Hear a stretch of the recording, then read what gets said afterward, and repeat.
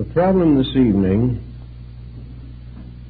is one which I hope that most of you will never be directly involved with. For during many years in which I have been a kind of last resort for troubled people, I've had much too frequent contact with this situation, and I think it's only fair that it should be reported and recorded and preserved for those who need it or have a mind to accept it. We all know that the human being is at great disadvantage in the presence of a mystery. We are able to handle the everyday occurrences with a certain amount of skill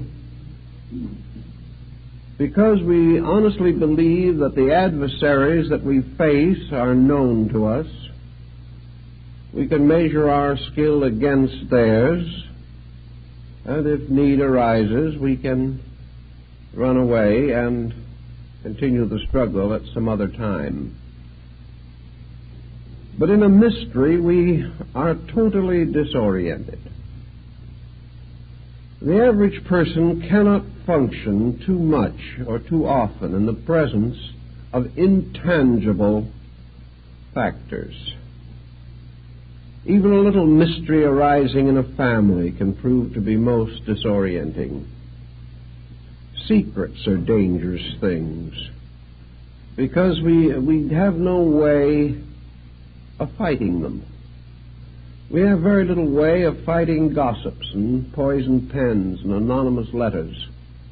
They all involve certain elements of mystery. Things are intangible. We cannot face them and have it out. From the earliest time, man had more courage in the day than he had in the night. Even when he had his own private cave, this cave was a lot safer as far as he was concerned in the daylight than it was in darkness. After he built houses and put locks on his doors and barred his windows, he was still happier in the daytime than he was at night, because in night perhaps old boards would creak or something of that nature. Man became afraid again. In our modern scientific life, man is afraid once more because he is afraid of formulas which he cannot understand. He is afraid of tremendous energies which he cannot cope with. They are all mysteries to him. We are a little bit afraid of the minds of other people. We do not know what they are thinking about. We are afraid that they are perhaps planning some secret exploitation of our resources, whatever these things may be. Long ago, man passed through a terrible nightmare, a nightmare of secrets and of darkness and of magic, intensified by a great common belief in the power of evil. The demons lurked in darkness at old crossroads. The fear of spirit possession, the fear of excommunication, of bewitchment, and all these things weighed very heavily upon some of our ancestors. They really never knew how to cope with them. They died as much of terror as of the common ailments of the flesh. So when today we observe the long shadow of mystery reaching into our private lives, there is a certain anxiety. We are not able to cope with the problem effectively. And there are certain questions that I think we all must ask. It has been rather well established by ESP researchers that there are possibilities of a certain kind of clairvoyance the thought transference is very probably a reality and will sometime be standardized, or at least far better understood than it is now. We are more or less convinced that clairvoyance is within the reasonable probability of things, and many different extrasensory potentials are being experienced within ourselves.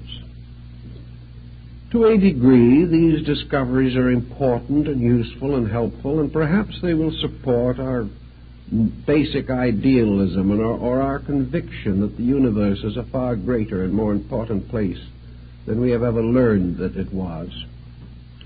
But there's always this little lurking problem. So we can put it in a very simple words of one individual who spent quite a sum of money to have mental absent treatments. This individual was very anxious that a certain person that they knew should change their way of life.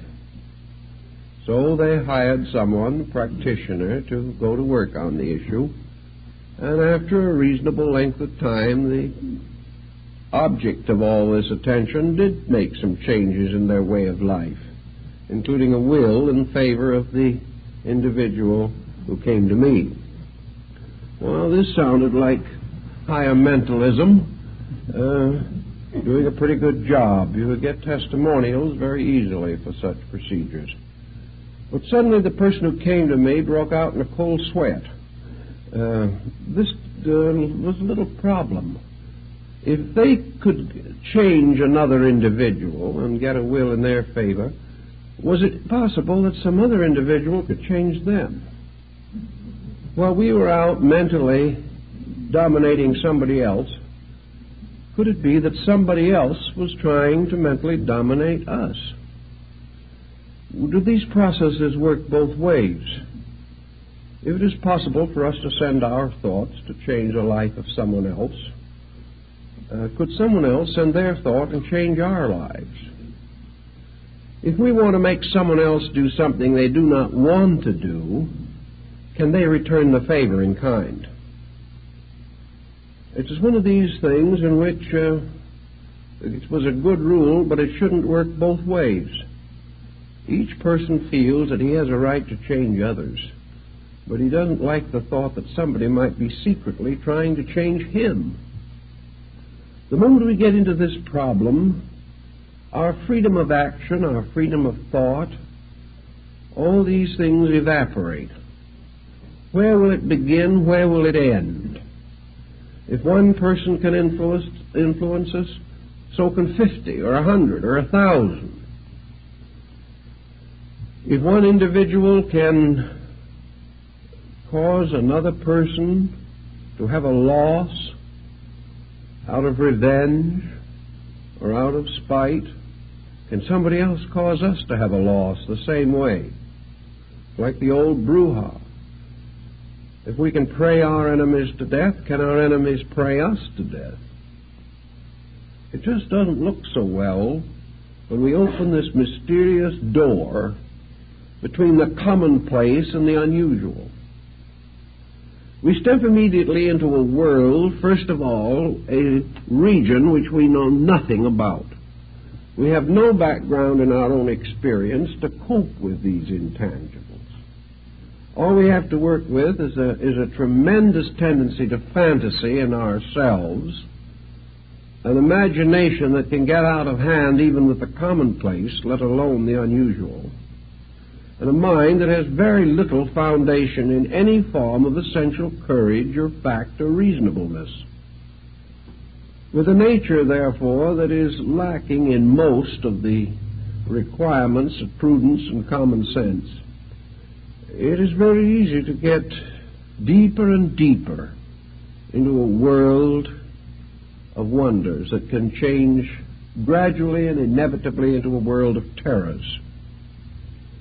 It is a rather dangerous situation for the person to suddenly leave behind the landmarks that he has and knows and depends upon and sail out into an uncharted ocean of mystical and occult possibilities. My experience with this type of situation is that 99 out of 100 land in shipwreck before it's over. They might be able to handle the situation with some dignity if they were very wise or very poised or very well integrated. But who ever heard of an individual very poised and very well integrated who ever got mixed up in these things? 9/10 of the potential victims of their own foolishness in this direction are themselves neurotic. They are persons whose lives have been, in one way or another, unhappy, frustrated, pressure-ridden. They are not thorough scholars. They are not deeply thoughtful individuals, trained thinkers. They are persons who have drifted along through the years, studying a little of this and a little of that, joining this organization and then that organization, and most of them in trouble from the mere process of chronic joining. So many of these organizations threaten their members that if the member leaves for any reason, some dark and mysterious curse will fall upon them. This is enough to wreck a life immediately.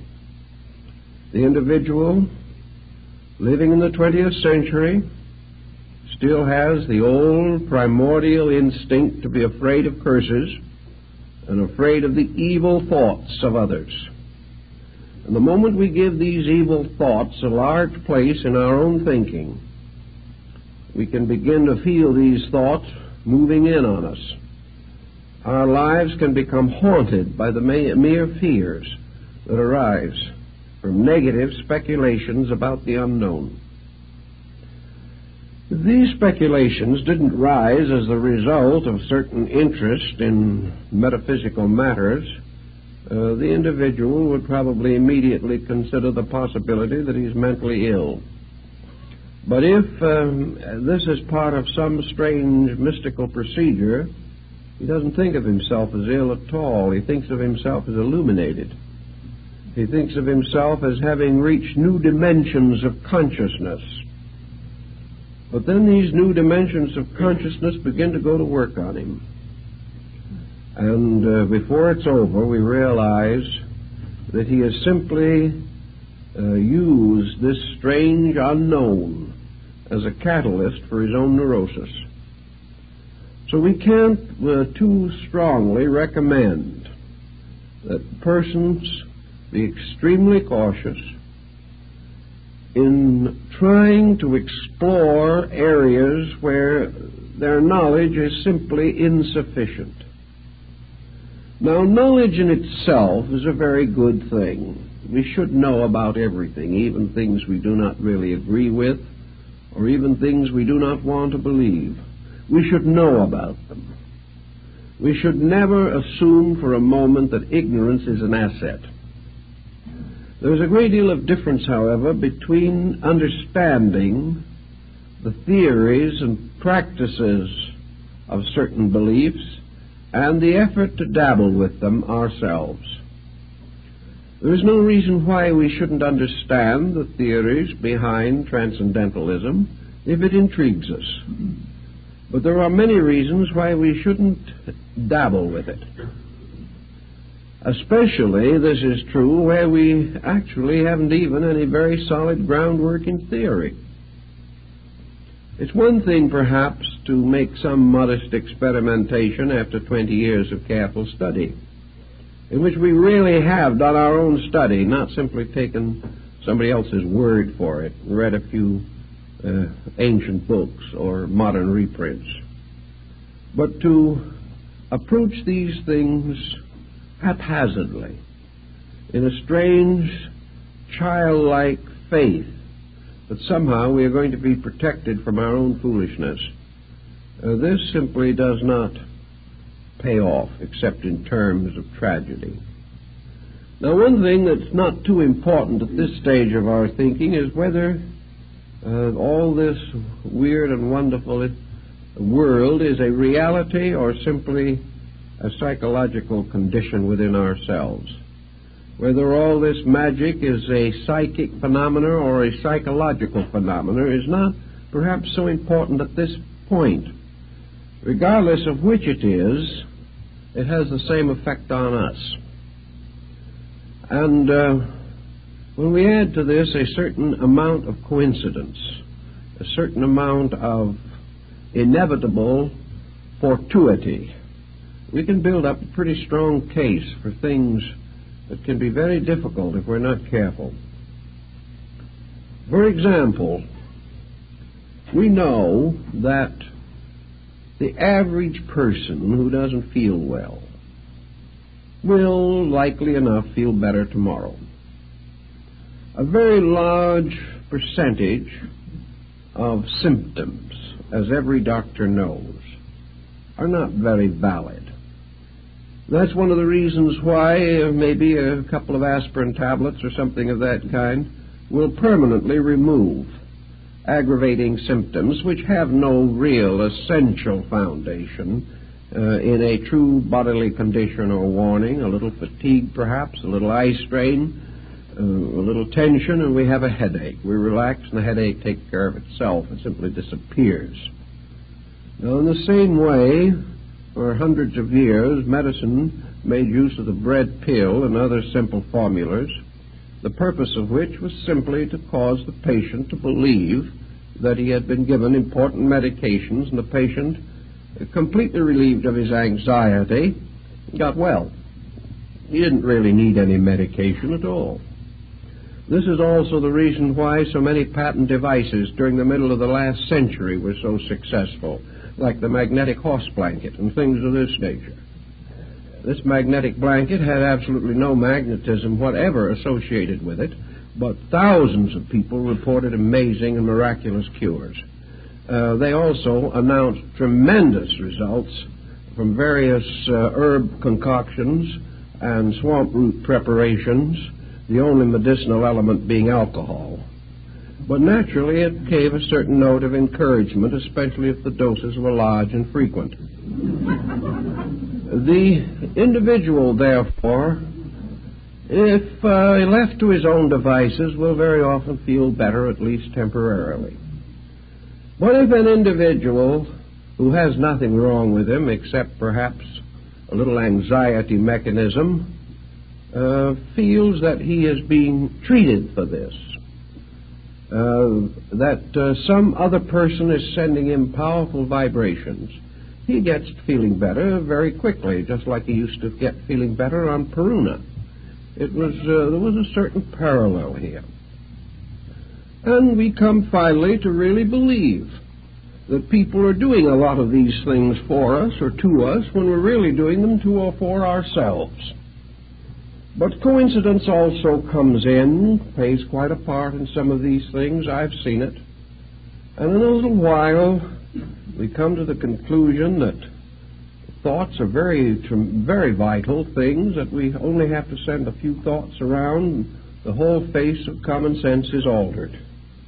This goes on for a time. What ends is finally the individual becomes seriously ill with something, and perhaps by neglecting it, in the hope of some other form of magical cure, reaches a point where he cannot be saved at all. These things have their mysterious negative factors that we have to watch for constantly. Because faith is a wonderful thing, but when it's put in the wrong place and the wrong things are believed in, it can be very costly in terms of health and happiness in life. One of the simplest examples of what might be termed magic that man has used from the very earliest time is prayer.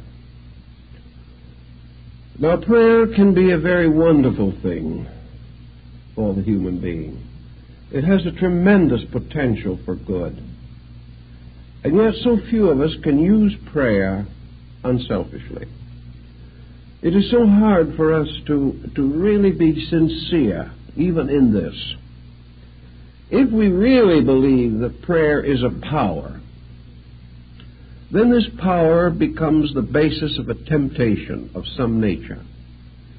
Power promises us things. And it's very hard to believe in power without trying to use it to our own advantage or to the disadvantage of someone else. I know people who have spent many years praying that misfortunes would come to another person. How we can do a thing like this in the name of God is difficult to understand, but it happens every day. We also have a great number of prayers in which the individual is asking God to take care of things he should be taking care of himself, not waiting for the infinite to step in and correct a commonplace situation that we should all be able to handle.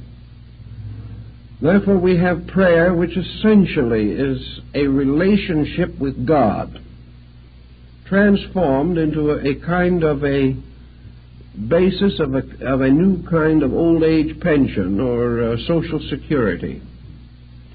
Prayer becomes the basis of the gratification of very commonplace desires. We don't realize we're misusing it.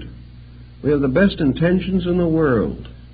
But when we start to pray that somebody else is going to let us foreclose a mortgage on them, we're in dangerous ground. We're in very dangerous ground.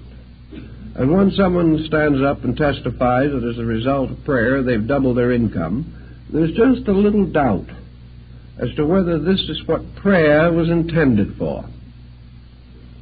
Whether we really have a right to assume that some spiritual force in nature, a force which has as its primary concern the achievement of ultimates, the great infinite patterns of things, should be supplicated every time we have a headache or every time we have an appetite or a desire which we feel needs gratification. This type of use seems to lead us away from the essential integrity of life. And when we pray that somebody else shall be over-influenced in some way or another, what about the other person? What about the individual who lost money so that our income could be doubled? Did the universe turn on him for our benefit? Was our prayer a means of dishonestly acquiring that which did not belong to us? Most people won't even bother to ask the question. They don't care how it's fulfilled as long as they get what they want. But can we assume that the universe operates this way? And if we're willing to assume this, what happens to our own relationship with every problem of existence? The moment we take the honesty out of the universe anywhere, we take it out everywhere. Either there are principles and rules in this world or there are not. And if there are rules, we cannot break them, and we shouldn't try. And if there are no rules, then our entire ethical life collapses and we have no hope or no reasonable expectation of any kind of good end or constructive purpose in our own existence. The old Greeks brought this question under consideration, and one of them asked Pythagoras how a man should pray. The old Greek replied, never pray for anything. Don't pray for the fulfillment of any desire, because if you pray hard enough, your desire may be fulfilled and may be the destruction of you. In other words, we all know what we want, but only heaven knows what we need. And where we begin to decide what we want and use various esoteric ways of getting what we want, we are defying that universal pattern which alone knows what we need. Therefore, it would appear that prayer has a function, it has a purpose, it has a reason. But that reason is not the fulfillment of commonplace desires. Prayer is a mystic relationship with life. It is man finding the source of his strength in a regular communion with the heavenly power that creates all things. Nearly all ancient prayers were hymns of praise, hymns of thankfulness and gratitude. It was very rare indeed to find in ancient or primitive prayers anyone asking for anything. It was the person simply stating in simple conviction his realization of the wonders of life, of the blessings he enjoyed, the wonderful privileges that he had. And he gave thanks to heaven for the sun and the moon and the earth and the seasons and the harvest. He was not asking, he was thanking. And prayers of this nature are pretty safe prayers because they do not involve any interference in the processes or order or reason of life itself. One thing I think is very important, whether it be in mentalism or in anything else, in prayer or anything that even seems to suggest a metaphysical factor anywhere in our action, and that is that whatever thought we think, whatever message we send, whatever prayer we say, that let us have at least one regulation on it, namely, that it be beautiful. Let it always be good. Let it always be something that if it so happened that it returned to us, we would be glad that it had returned. That there is nothing in it whatever that could be hurtful or harmful or evil. That we ask nothing of another person, exercise no influence over another person, except to bless them, to wish them well, and to hope them the strength to be themselves. Asking that they do nothing for us, or because we want them to, but asking only that they have the insight and the understanding to live true to their own highest principles. If we are very, very careful to keep ulteriourness out of our thinking, we do not have to live with the consequences of it sometime in the future.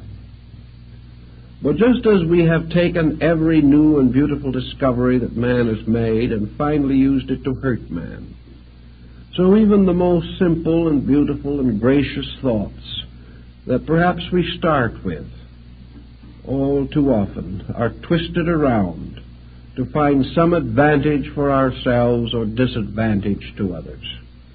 In times of war, both armies pray for victory. This cannot be. In all the problems of life,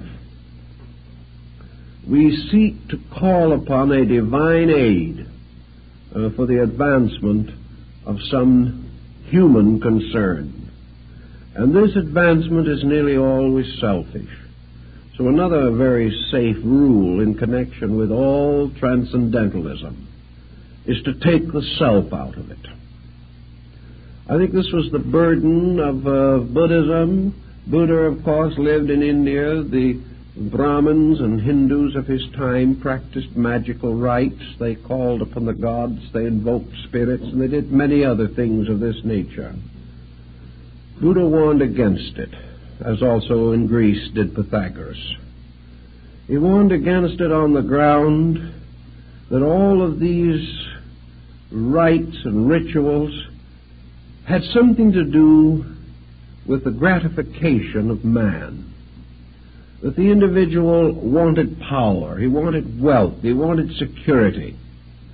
And even when he, Faust-like, bound some elemental to his services, as in the old legends, it was always in order to gain some gratification for his own ambitions or desires.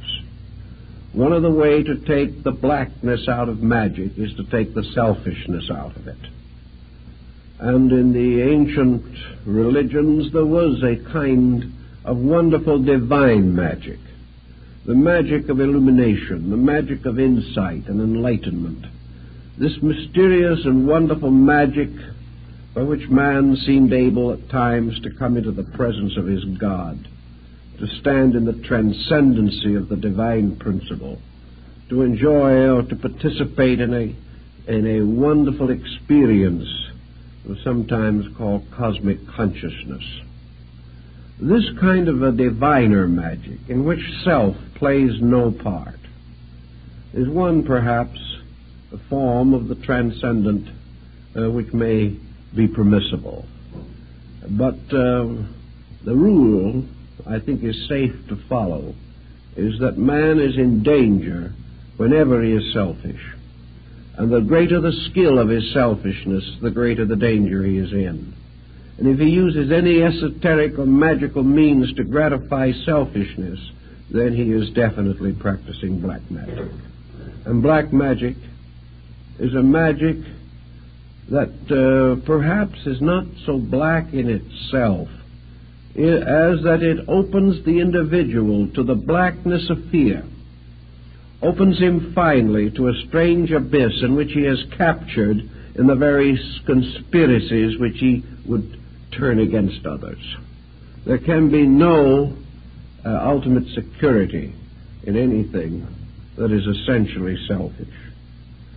So when we pray, let us pray as selfless beings, praying for the common good, not even trying to define what that good is, but perhaps building into the concept of our prayer, our meditation, our contemplation, whatever it may be, that wonderful saying, a wonderful statement that seems to be so protective of all good. When turning to God in communion and asking anything of the divine, let us always include that thought, not my will, but thine be done.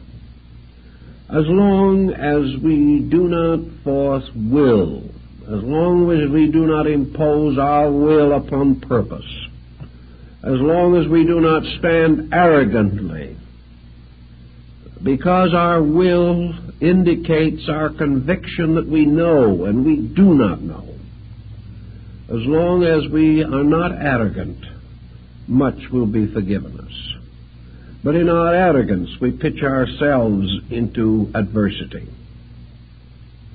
Always, therefore, our own purposes, our will, our appetites, our instincts, our ambitions must be subservient to the great cycle of laws under which we exist.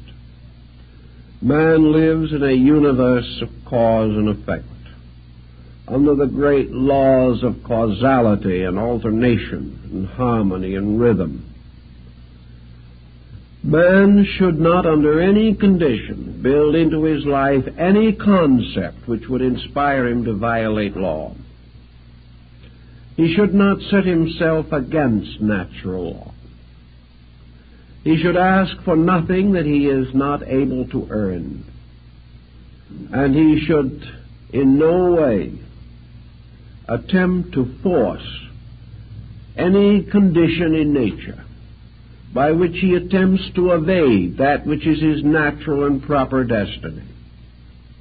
If man must pray for something, as Buddha points out, let him pray for enlightenment.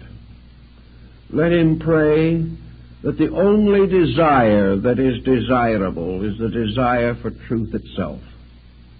Not the truth we want, but the truth that is. Not the truth we prattle about day by day, but the truth of those infinite principles which we can only dimly comprehend. We may not know what the truth is of a situation, but we have the right to inwardly pray that that truth shall reveal itself according to its own purposes, whether those purposes help us or not, whether they fulfill any desire of ours or perhaps go entirely contrary to our wishes. The thing is, what is the truth? And whatever that truth is, with that we must live. And we must hope that in the face of truth we will have the courage to live according to it, and not according to any compromise that may arise in our own nature.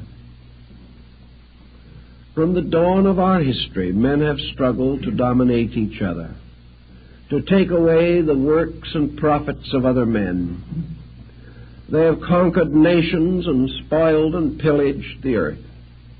Everywhere the individual tries to use strength to dominate the lives of others, by means of strength, by intimidation, by fear, by outnumbering or outwitting, the individual has tried to deprive others of their natural rights. Out of this procedure has come the entire tragedy of civilization, a tragedy which continues today as it has from the beginning. And we cannot assume that any mysterious power which man may develop shall be considered as different from any material power by which an individual seeks to gain advantage over another. There is no difference except, perhaps, in the detailed construction of the instrument. But whether we try to take a man's goods from him with a gun or with a thought, we have committed precisely the same offense.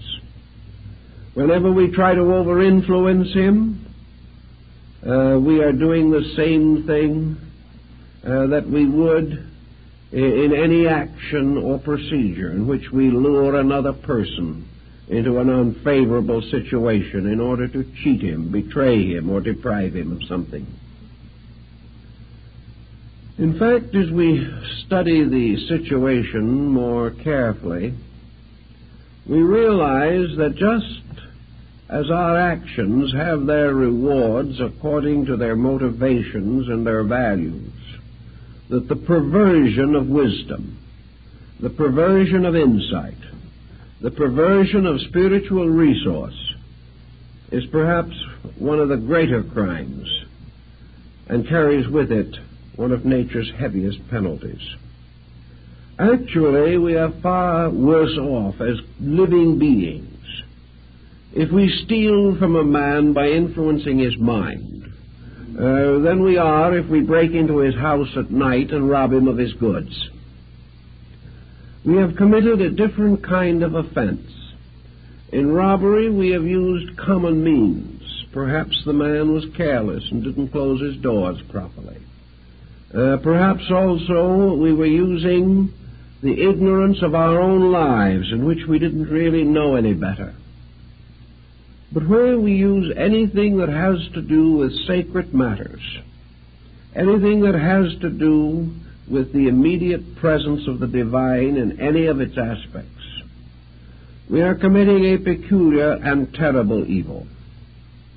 Therefore, to pervert the mystical powers of meditation, concentration, and prayer, such perversion carries a far heavier penalty than that of physical robbery.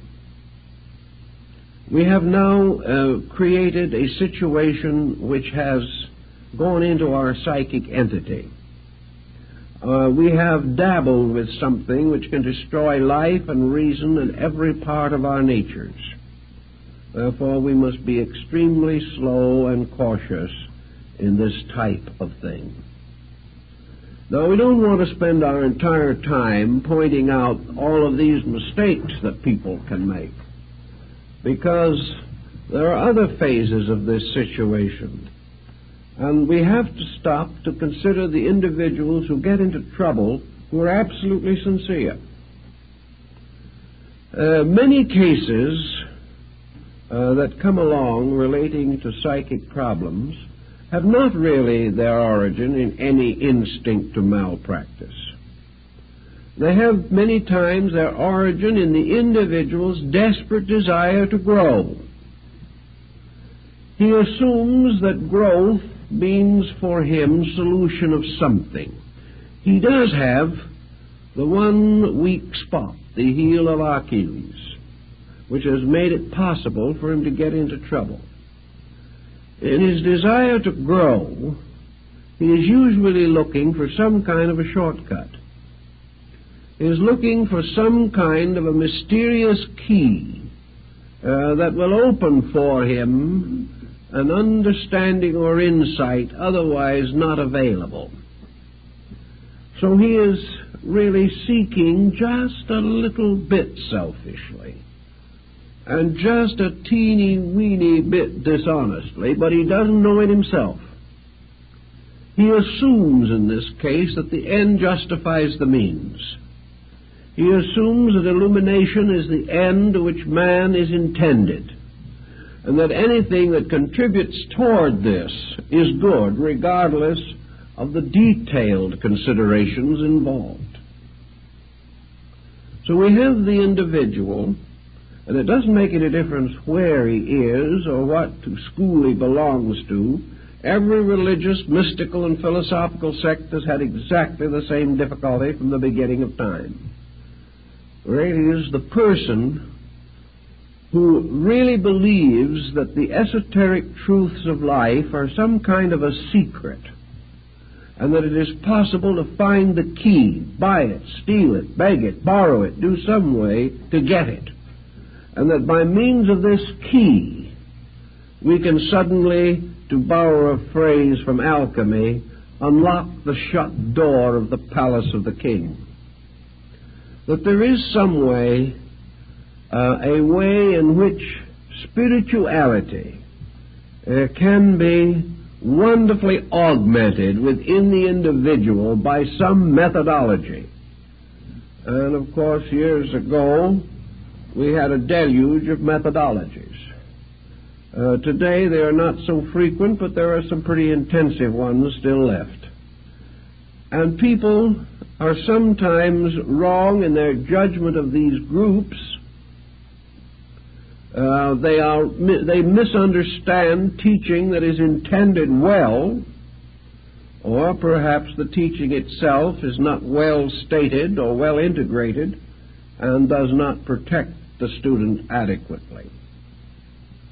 So we have a great many people who are in trouble simply because they are trying to be better than they know how to be, and that can get you into complications. This is one of the points that I have emphasized for very, very many years, that the average person cannot handle the development or release of so-called metaphysical values or factors or forces within his own nature. He does not know when a development is legitimate and when it is not.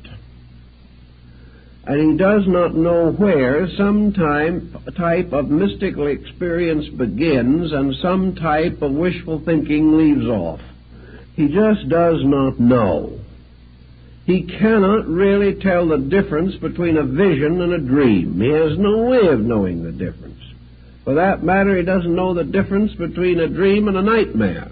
There are many strange and difficult situations that the person cannot cope with.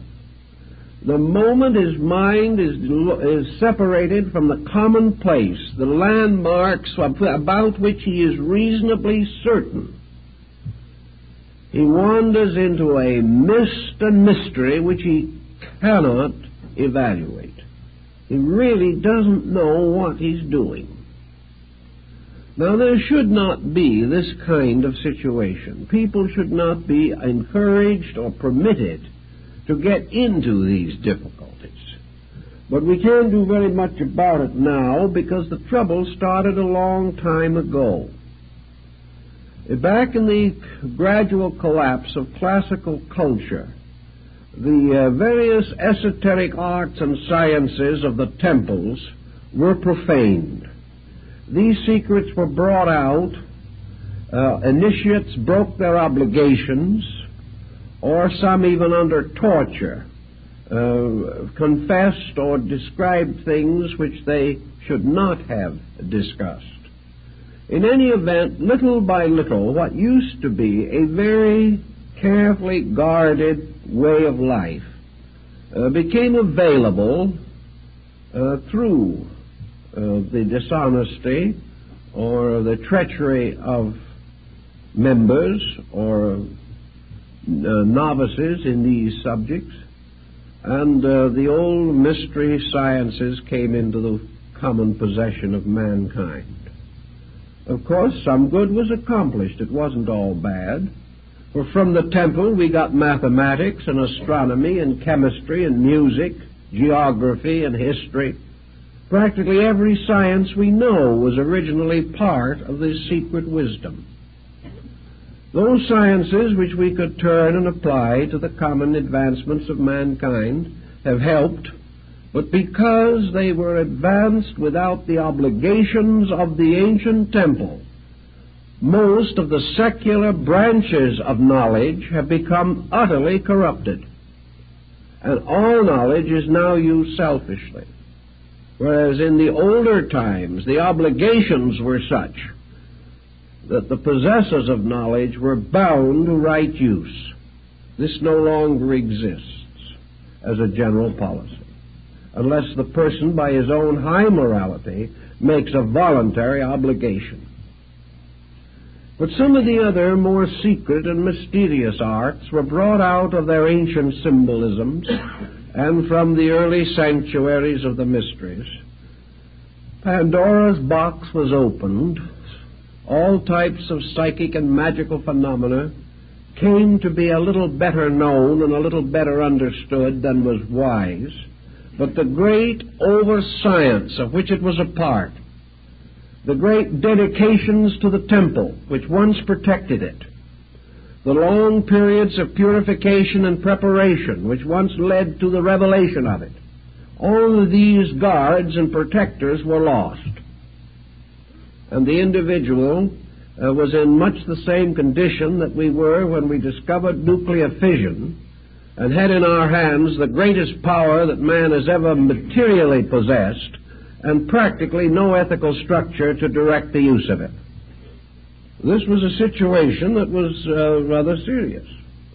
And as far as the private citizen is concerned, the esoteric arts are just as dangerous as nuclear fission. He can get himself into a private dilemma just as easily as the world could be forced into a dilemma by an atomic war. But without the guides and guards around these practices, we developed a whole series of popular systems by which the individual really tried, quite sincerely, to advance his own internal life. He was convinced that somewhere inside of himself was a God, a tremendous power, and that this divine principle within him was stronger than his personality, stronger than his mind and his emotions and his body, and that in some way there was a great security, a great sufficiency to be achieved if man could explore this inner nature of himself and come finally into union with the divine power, the source of his own being. Thus systems and schools were set up for the exploration of these secret processes. The theory was legitimate. The procedures were to varying degrees legitimate. Some quite definitely had strong good points. Others had very few good points. Many of the names that were used to identify these systems were ancient, honorable, belonged to great schools of the past. Some were out of fabrications and proclamations of the mysteries. Who knew? Who was able to tell which was genuine and which was not genuine? Not 1 in 10,000 who became involved in these various procedures. Everybody had to believe somebody, and most people believed the wrong people. So we had more trouble. Trouble because of sincerity, finally, but trouble because sincerity was not very smart, not very wise in its attitude toward these matters. Every day, whenever a new system comes along, there's somebody who jumps into it, gets himself into trouble, and gives the whole theory a bad name. Always the same problem is involved. Every great system of enlightenment the world has ever known has accepted the essential inevitability of universal law. The great disciplines of the mysteries were based upon the law of cause and effect, just as much as the most common occurrences of living. And all of the great steps and stages of the development of man's inner life, these degrees of development were the results or effects of causes, and the causes had to be right, and they had to be exact, and they had to be complete, or the effects would not be what was required or expected or hoped for. So in the whole theory of man's spiritual growth, all growth arose from the unfoldment of personal integrity. The beginning of all mystical discipline was the purification of the individual's life. Purification did not mean to imply that the individual could get nowhere unless he was spotless. Purification meant that the search for reality had to be genuine. It had to be real. It had to represent a dedication to principle. It certainly had to mean that the common difficulties which beset us have to be met and understood and fulfilled according to the workings of law. So we have today a great many people who are trying desperately to develop certain extrasensory perceptions. Most of them get in trouble. They get in trouble for many reasons. First, because they do not understand how to develop anything. They have to hope. They have to pray. They have to follow some strange, mysterious pattern and have some kind of faith that it will work. Many times, of course, they are following patterns given them by others. And here we frequently hear the wonderful accounts of the secret instructions that folks have received. And many of these instructions are appalling. They represent the most colossal ignorance and effrontery on someone's part. I've checked a great many of these wonderful revelations of how to develop extrasensory powers, how to become an adept in 5 or 10 lessons, how to look through solid walls and see what's going on the other side, how to multiply the family fortune, make friends, influence people, dominate situations, almost anything you want. But even apart from these, which some folks are a little too smart to fall for anymore, there are these mysterious procedures which are supposed to be shortcuts to the infinite, by which the individual is all the quicker and the more simply directed to some type of illumination or mystical experience.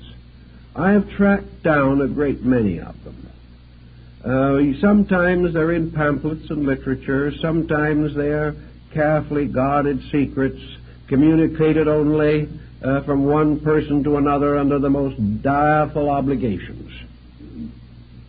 But where did they come from in the first place? Where do these instructions originate? And I have checked a great many of them, and nearly all of them begin in somebody else's psychical aberration. That is the 100% causing ground for most of them. You finally get the individual who apparently was the pioneer in this particular form of the matter. You pin them down as to where they got this secret discipline that was to save the world. Who told them? What secret or ancient society did they belong to? Where was the line of descent on this knowledge? Where did the information come from? In almost every instance, this information was something that had been given to them in a dream, in a nightmare, in a bad moment of some kind. Often it was nothing but a slightly twisted paraphrase of something they had read. But they hadn't consciously taken this thing they had read and passed it on as their own. They really hadn't. But they had been reading about it for some time, and one night they dreamt about it. And it got a few extra flourishes in the processes of the dream, and the next morning a new religion was born. And this is how it started. And people, quite convinced of the sincerity of the source, and the person at the beginning probably actually rather sincere. Everybody in trouble within 6 months. Because the situation was not bona fide, there was nothing. The only way in which the individual could get anywhere with the instructions he was receiving was to develop so powerful an imagination that he had hallucinations of progress relating to himself. He could imagine himself to be illuminated. In fact, if he was real good at it, he could have a dream somewhere also, in which the cosmos opened up and he found himself seated in the midst of the infinite.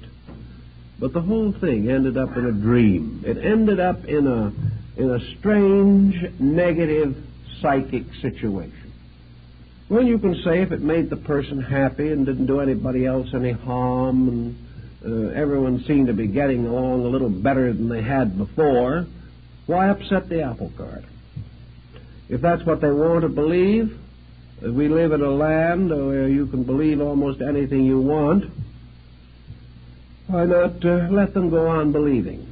Well, if it went along nicely like this and everything remained happy, that wouldn't be perhaps so bad a situation. But it never goes that way.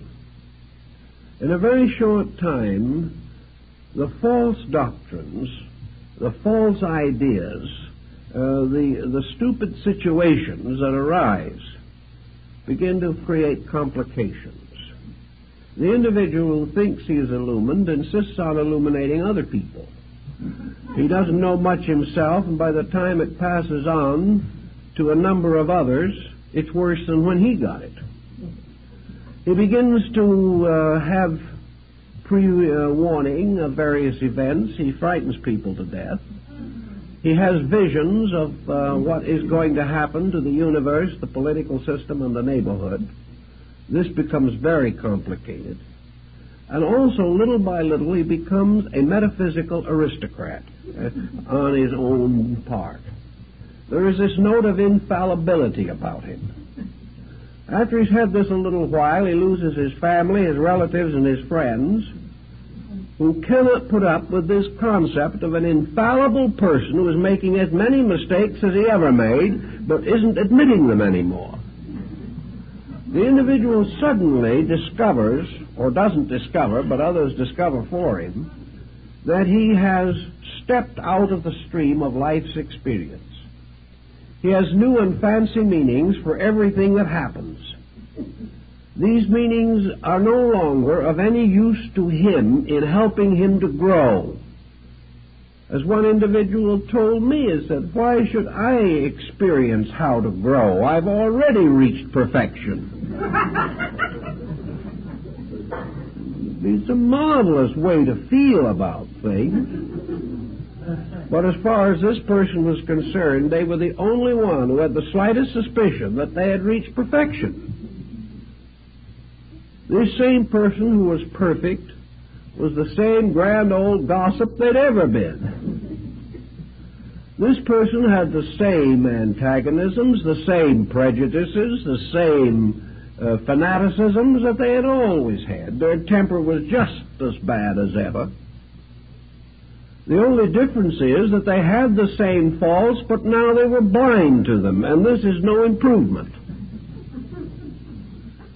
Or, as one individual explained to me, who had a certain rather bad dispositional problem that they had worked with for a number of years before they had become illuminated, I asked them how they were getting along with this old problem that they had been fighting with for years, and they looked at me rather scornfully and assured me that a nasty temper was one of the proofs of advancement.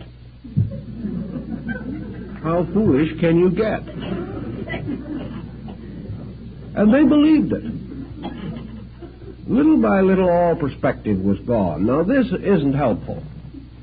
The individual keeps on going along this way until a situation arises in which they come face to face with an emergency in which the only solution would lie in the fact they were what they thought they were, that they did possess sufficient insight and understanding to solve a major issue. When this emergency arises, the issue is not solved because they haven't what it takes to solve it. Sometimes there is a very bitter disillusionment. It's a horrible thing to suddenly wake up and realize you've been studying for 20 years something that isn't so. Very discouraging. Also, that in the moment when all these things were supposed to produce their miracles, nothing happened. There are these bitter and painful experiences. And we see that the person who starts off on one of these tangents never knows where he's going to end. Unfortunately, too many of them end with mental breakdowns. They have become so involved, so tied up, they can't possibly solve the situation. Another painful interlude that most of these persons come in contact with is the fact that they are so right and nobody else sees it. This is very unfortunate. They know that they are creatures of destiny, but the world won't accept them. Under such pressure as this, they become antisocial, turn against the world. They feel that they are being persecuted simply because they're not agreed with. This can get to be a very serious source of mental and emotional stress. Almost everything that arises from these false, basic attitudes become in turn. Almost everything that arises from these false, basic attitudes taking the life away from the simple dignities, the simple humanities that make things valuable. If, therefore, you are not careful, you can get into trouble. Here's another general phase of the matter which also has its problems, and that is the effect upon health. We've spoken about a little about the emotional and mental stress of these situations. Now let's speak about the physical. The possible damage that is done physically as a result of some of these procedures. Nearly all metaphysical practices involve a certain amount of stress. They create various kinds of fixed tensions of one kind or another. Most forms of concentration will do this in time. The individual, whether he realizes it or not, subjects his nervous system, particularly the autonomic system, to a tremendous amount of stress. The moment the confusion is set up in our relationships with life, the nervous system begins to flutter. Because the nervous system is very close to fear, anxiety, uncertainty, unreasonable hope, and the ups and downs of 1 minute of despair and the next minute of exaltation, the individual believing everything one moment and nothing the next moment, more or less disoriented much of the time, and becoming more and more hypersensitive, more and more defensive, because he is increasingly misunderstood by everybody else. Little by little, his life becomes miserable, unhappy, unadjusted, tension-ridden, stress-torn. And in a very reasonable length of time, the physical situation begins to reveal itself. It is very hard for the person to be under fear, anxiety, or intense imagination without punishing the bodily structure too much. So these people begin to experience lack of normal body functions. Respiration may become erratic. Various forms of tachycardia may develop. Elimination may get very bad. And most of all, we have the person who develops what I have often referred to as psychic flutters. This is an ailment in itself which is almost uniquely due to psychosomatic symbolism.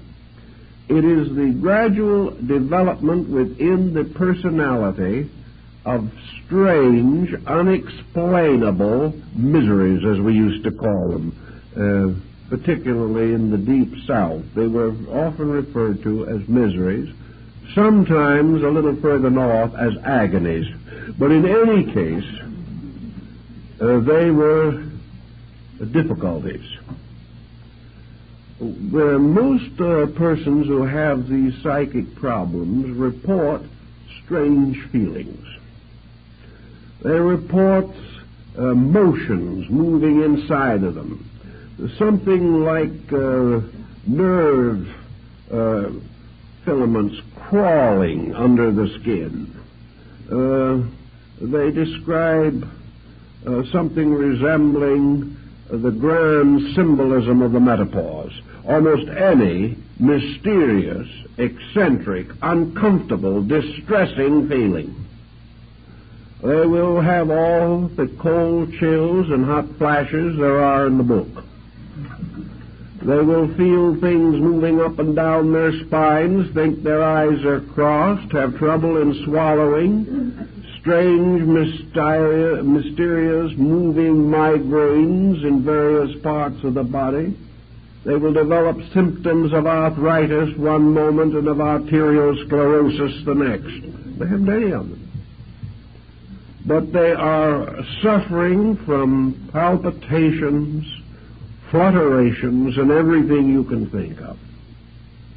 And they are sure, almost certain, that these different things all indicate the presence of some kinds of strange entities that are creeping up at them when they're not looking, scratching them when they're trying to relax, whispering unpleasant words into their ears when they're trying to sleep, tormenting their rest with dreams and visions that are not nice and not pleasant, and creating every kind of a nerve reflex that people do not enjoy. This is a very common group of symptoms. I could list hundreds of related symptoms in this area, but I think we have summed it up sufficiently to point out the general theme. To these people, all of these symptoms seem to signify the presence of some other entity, being, force, nature, or substance affecting them. Perhaps they think that some of these mysterious feelings are other people's thoughts bouncing off of them, or something. But as always, this type of thing begins to develop. I think the real answer to it is a gradual psychosomatic transference of total confusion. The individual has lost completely orientation. And perhaps we can imagine that the nervous system, under such complete psychic breakdown, simply loses its own rhythms and its own orderly processes and begins to take on some similitude of the prevailing lack of organization and integration. In any event, we find that a large amount of psychic phenomena ends up with this. Sometimes it gets so bad that there seems to be very little you can do for it. The one thing that might help you can't do in the majority of instances, and that is get the individual to change his own mental habits. By this time he is so convinced that he has no power over the situation that all he wants is a sorcerer to get rid of demons for him. He doesn't have any realization that these symptoms indicate the breakdown of his own natural integration. He is not mentally ill. He is physically disturbed, symbolically. All the mysterious doubts and wonders and hopes and anxieties that developed psychically are now playing themselves out nervously in the functions of the body. And this is an unpleasant thing to have happen. And the moment anybody feels any of these symptoms, stop worrying about what other people are doing to you and start organizing your own resources as quickly as you can. By organizing your own resources, I mean simply get your mind on practical, workable levels of action, train your thinking, control your emotions, find natural and reasonable outlets, and get your mind off of being spiritual. Because if you don't, you're going to have more trouble. Obviously, an individual in this condition is not spiritual. Therefore, whatever method has been used to get into trouble is not the method they should be following if they wish to become wise. So there's no use continuing the present policy. It is obviously wrong, or the individual wouldn't be in trouble all the time. This, again, is a problem that affects good people. People who have tried very hard, but who have lost a certain sense of security. They have been thrown out into a universe that is too big for them, and they weren't smart enough to swim to shore as quickly as possible. And most of these people must learn to swim to shore and to start all over again in the effort to establish a basic groundwork for self-improvement. We often find that other factors do contribute to this situation. Nearly every religious organization and most people involved in them become gradually more or less unnatural in their personal ways of living. They get into trouble this way also, unfortunately. We have all kinds of trick diets. We have all kinds of special exercises. We have individuals forcibly removed or deprived of the common expressions of life which have been theirs over a period of years. We find them gradually developing various frustrations on the ground that the more frustrated they are, the more spiritual they are. This is a good way to get good and sick quick, because the human being cannot take these inconsistent procedures without having some background for them. Now, it is true that every so often you will find a hermit or an old saint in legend, lore, or actual history, perhaps, who has gone away into the desert, into the mountains, or into the forest, and there built his hermitage, and has lived peacefully and quietly apart from the concerns of man, and has practiced his Tao or his Zen or his Yoga for half a lifetime in perfect peace and tranquility. Nothing unfortunate ever happened to him so far as we know, but sometimes we're not quite sure how far we know. But at the same time, the rumors are that he's done well. Now, this is all right. It's quite understandable. There are people like this in every human society. There are individuals who are born for the cloisters and are never happy till they go there. There are people who have always wanted to live strange lives of unselfish dedication to other people. They're really most content in some field of religious service. They have no strong attachments to worldliness. They find material living uncomfortable and unpleasant. They do not want to run away into doing nothing, so they would rather live in a dedicated service to some cause. And many of these people are very useful, and they do wonderful jobs. But they are generally useful and do well under the strong supervision of a system. And they become teachers of the young, or nurses of the sick, or guardians of the aged, or something of this nature. But they live and function, and their religious life is dedicated to rather practical, commonplace labors, which they perform in the name of their higher spiritual ideals. This, in many instances, works out very well. But to take everyone, to take people from here and there and everywhere, and impose these kind of restrictions on them, will most certainly end in psychological and probably physical disorder.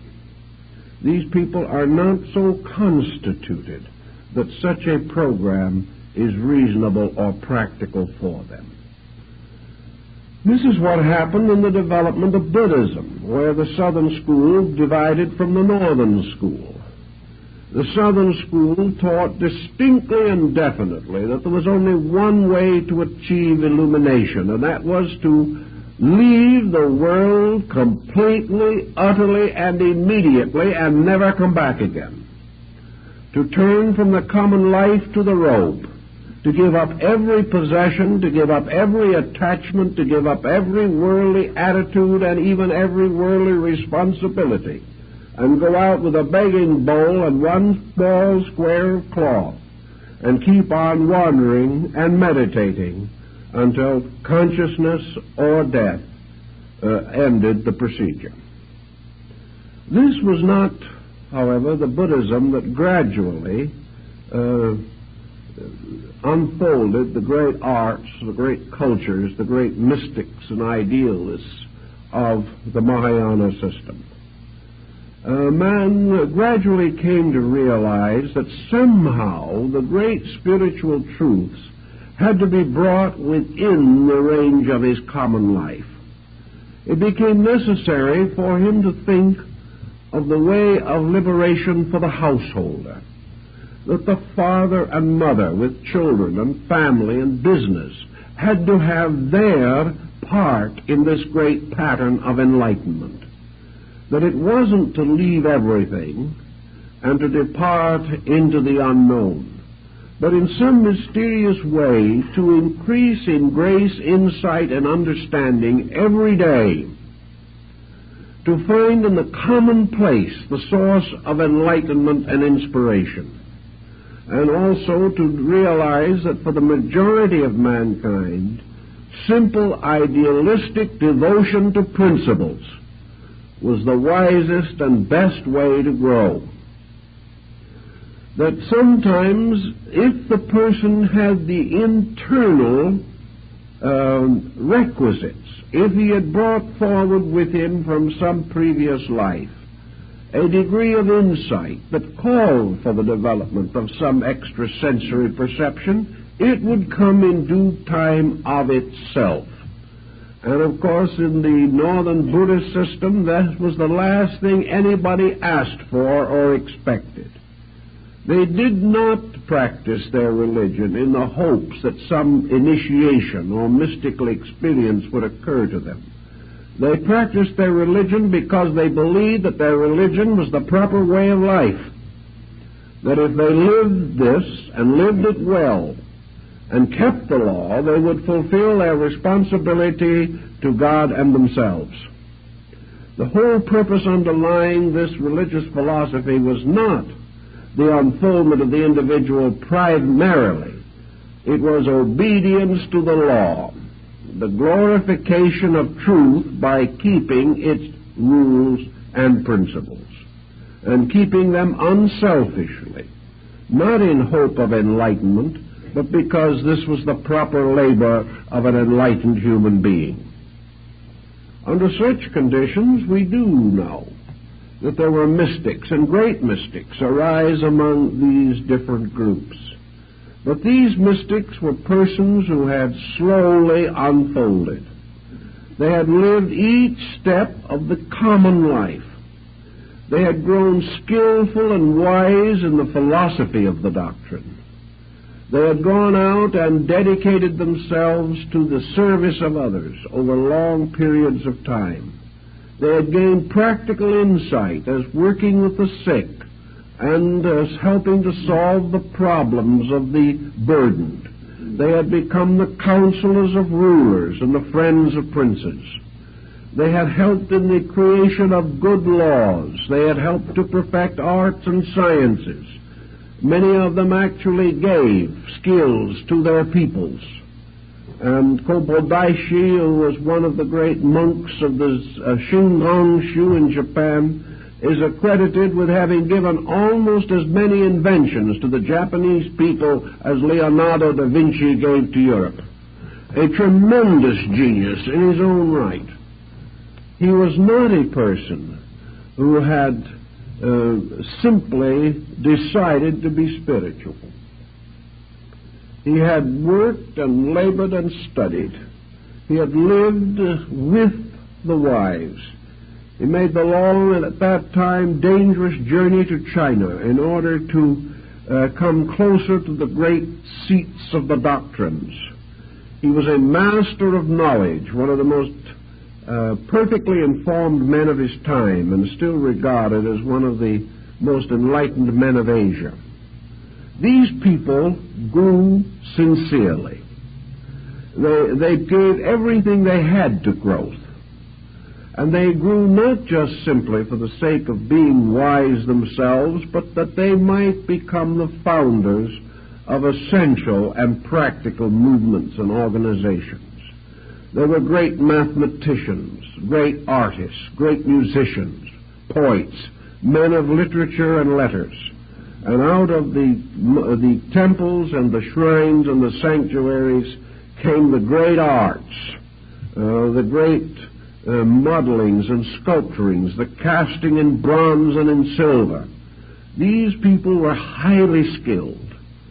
They took the attitude that the more able they became in everyday labor, the more completely they were able to express their spiritual convictions. So that they worked with the law. They became better, realizing that the reward of being better is to know more. The reward of greater daily virtue is enlightenment.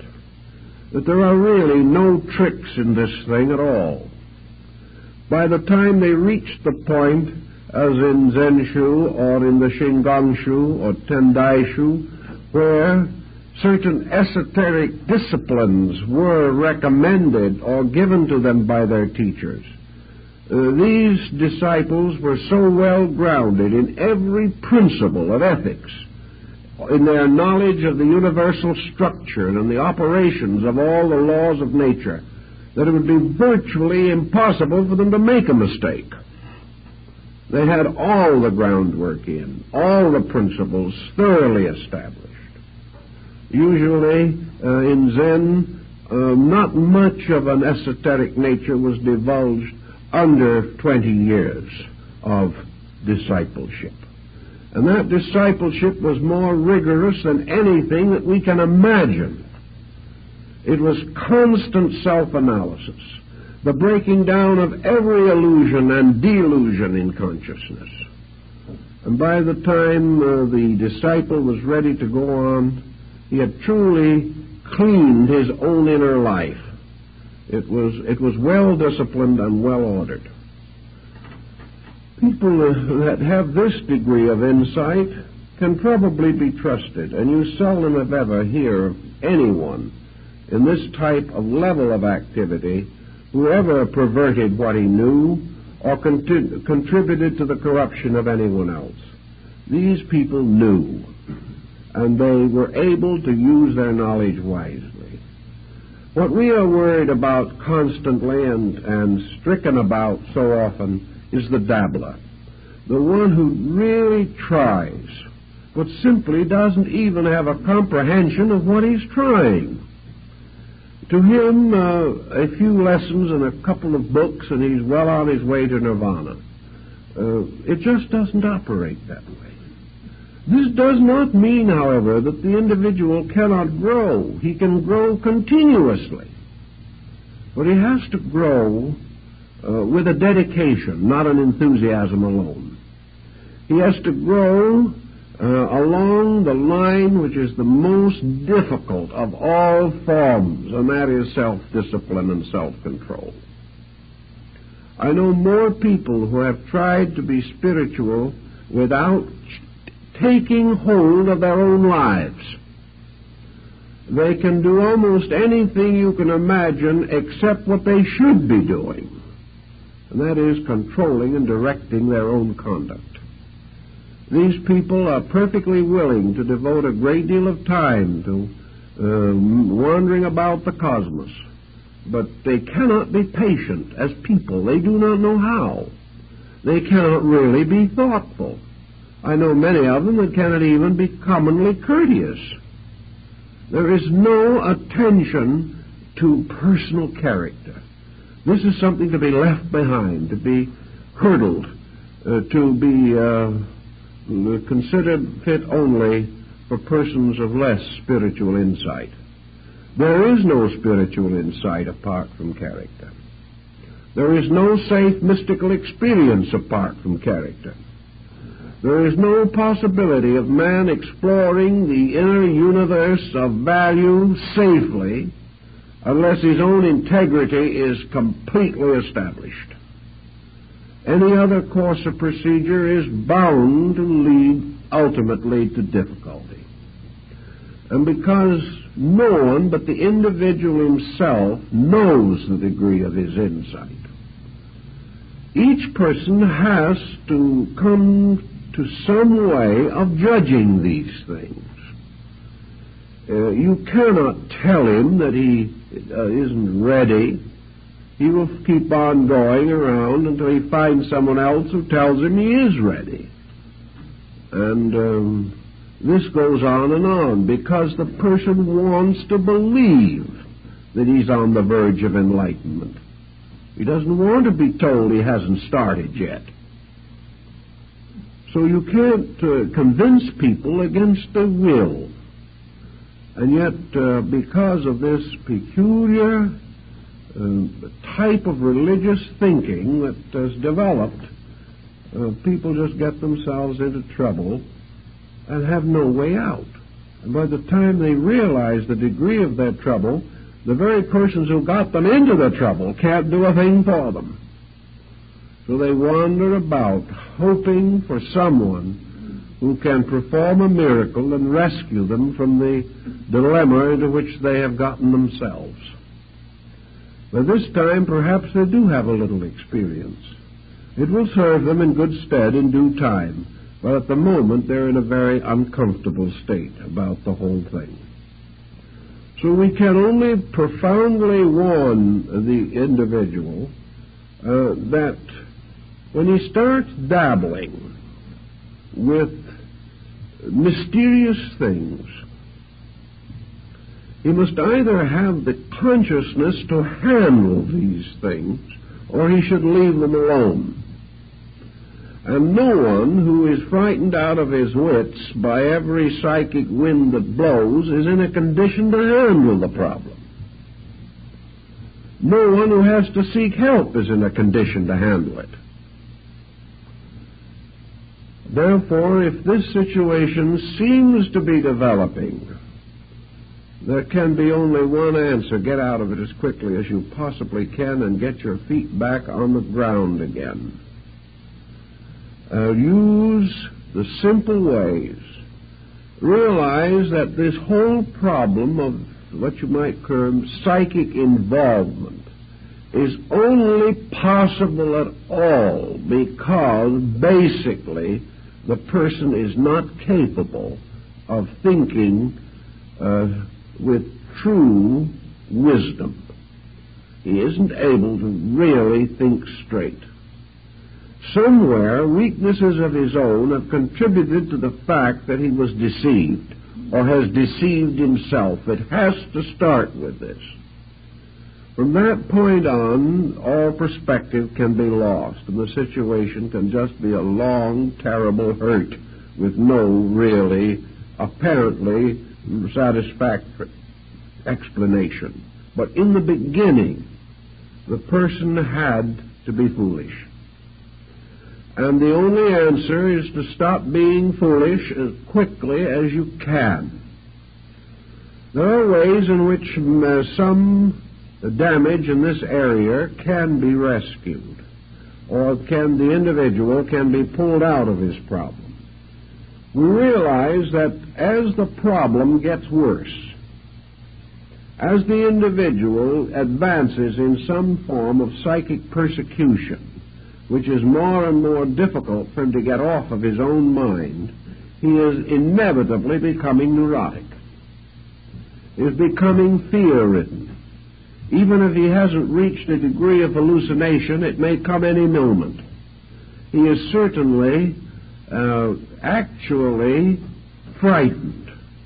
He is living in fear. The whole thing has become a phobia. And this phobia is nursed. Fear is nursed by fear. The more he worries about his fears, the more he thinks about his fears, the more he waits for new symptoms to appear, the more frightened he will become. And if this goes on, especially if the individual is alone, perhaps living alone, where there is very little contact with other people, too much loneliness to begin with, which may have been a contributing cause in the first place, then this person must either make a valiant break with the situation where he finds himself, or he will not get out of the difficulty. And unfortunately, it is not a difficulty that will cure itself, nor will it get better unless something is done about it. Realizing, therefore, that as in the case of nearly all forms of neurosis, which may come from other causes, there is too much self-attention. The mind and emotions are focused upon the dilemmas of the self constantly. This means that little by little it becomes a 24-hour vigil of psychic self-defense against the unknown. The individual doesn't dare sleep. He doesn't dare do anything because of this constantly increasing pressure of fear. A pressure that is usually accompanied by psychosomatic symptoms that seem so real that there is no way apparently of explaining them except to assume that the psychic persecution is real itself. Under this combination we have a hard, vicious circle which is extremely difficult to break. The best way that we can solve it is by starting out with the assumption that a pattern is no stronger than its weakest link. The situation is a pattern.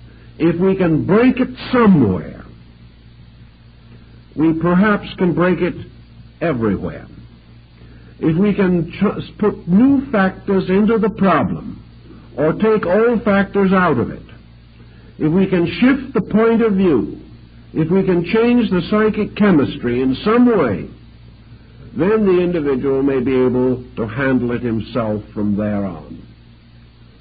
So we have common things that we try to do to help people in this type of problem. We try to find out anything that they are doing that is unnatural, unreasonable, or likely to contribute to the trouble. If these people are starving themselves to death in the name of religion, we suggest a square meal, but that it be taken slowly, because otherwise they may have dyspepsia.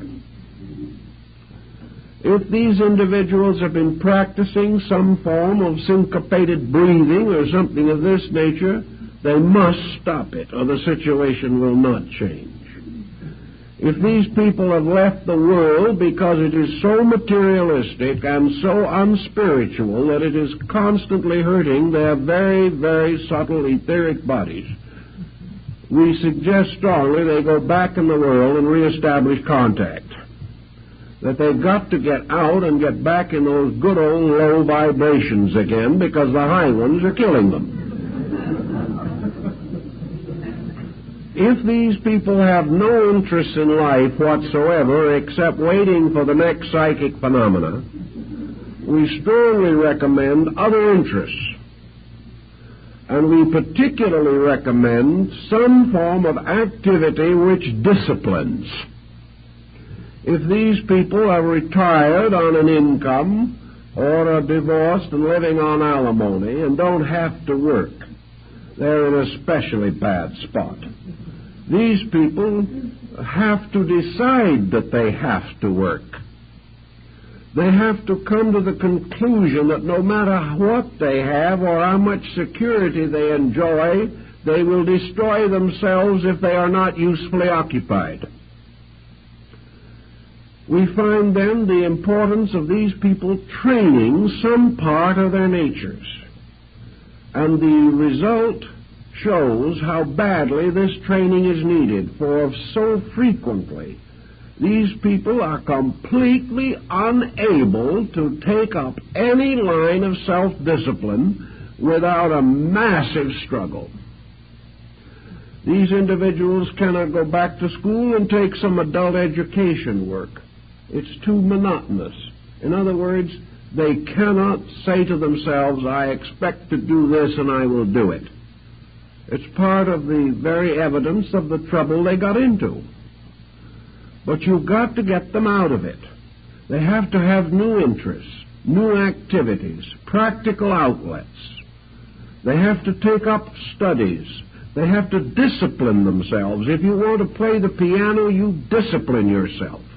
If you're suffering from a bad psychological or psychic condition, if you're unable to control these vibrations that may or may not be entities, it is simply because of lack of discipline.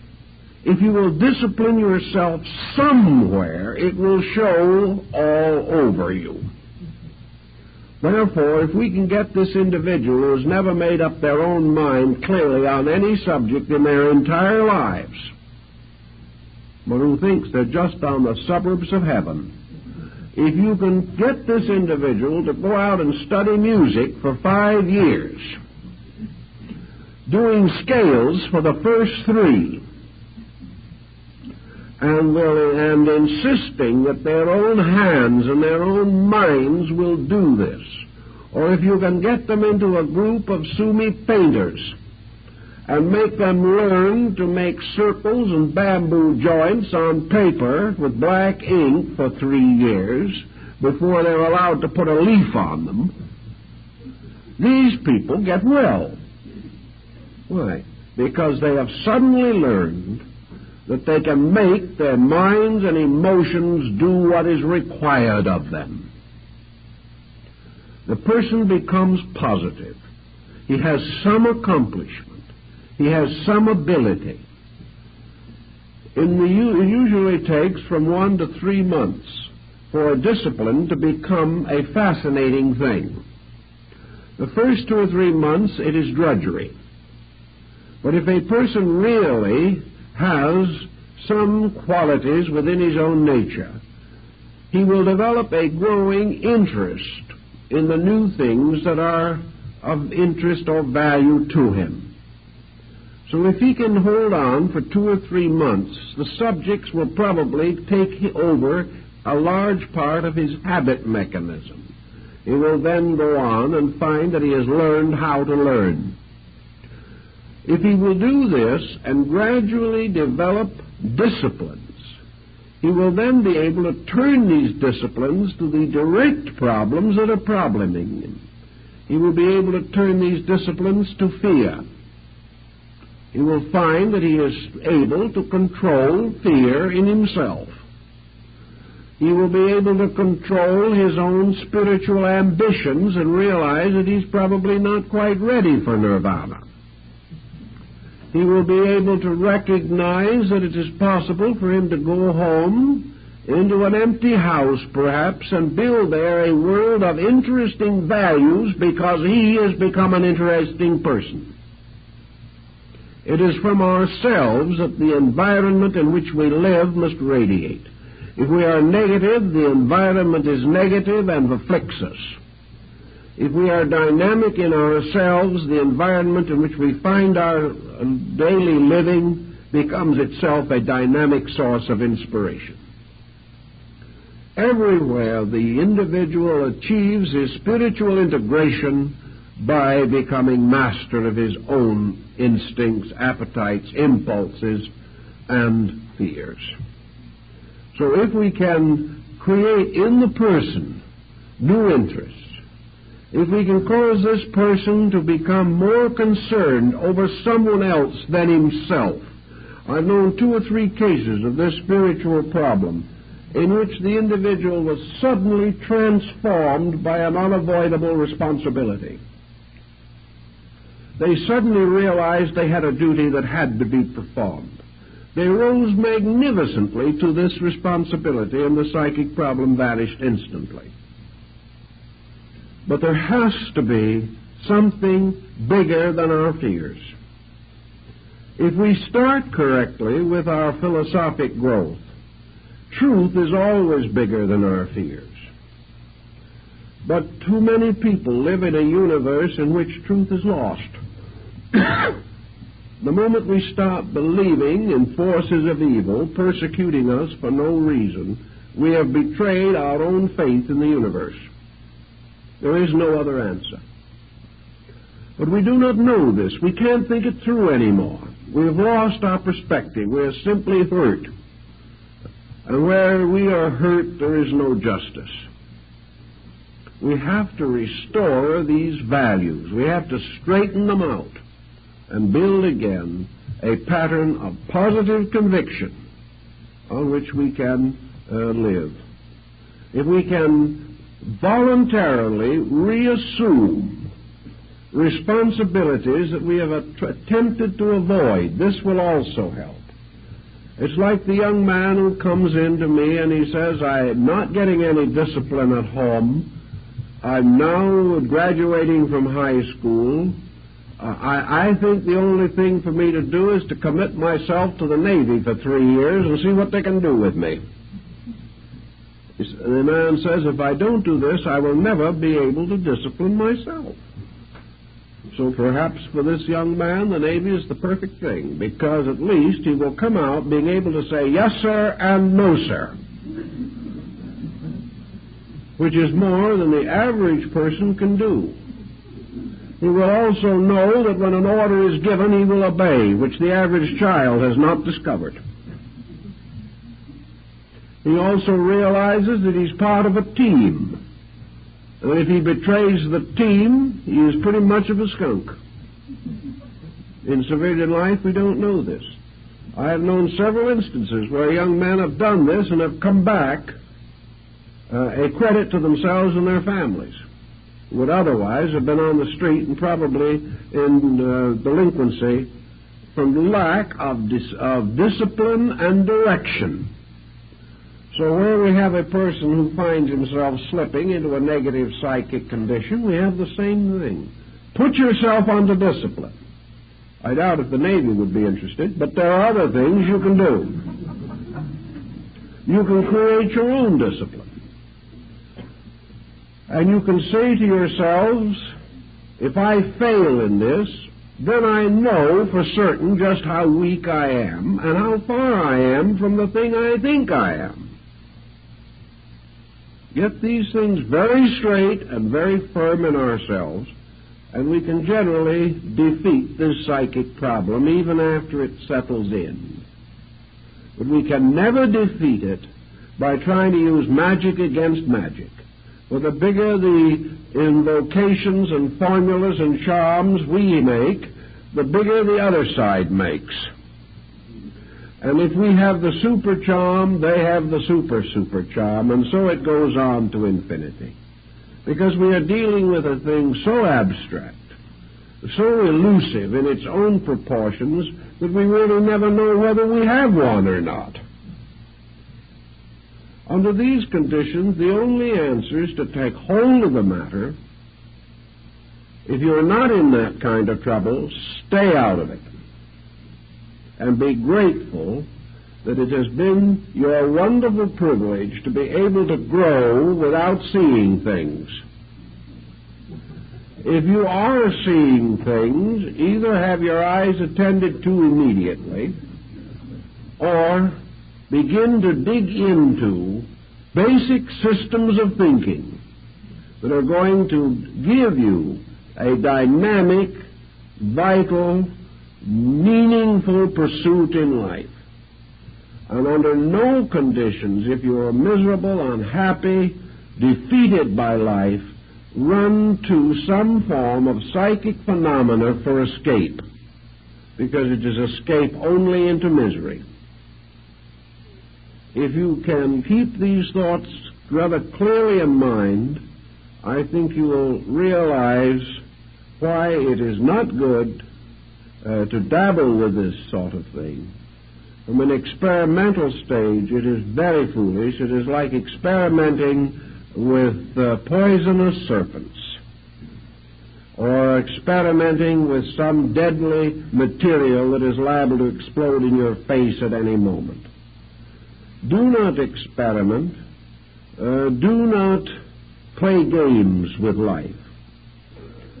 But realize that if you really want to make philosophy your journey, as Plotinus said, build a solid knowledge supporting a well-disciplined, well-integrated character. Then as you naturally grow and properly develop, any spiritual graces that you may require for your proper growth will be added unto you in due season. In this way, you won't have any trouble. Thank you very much.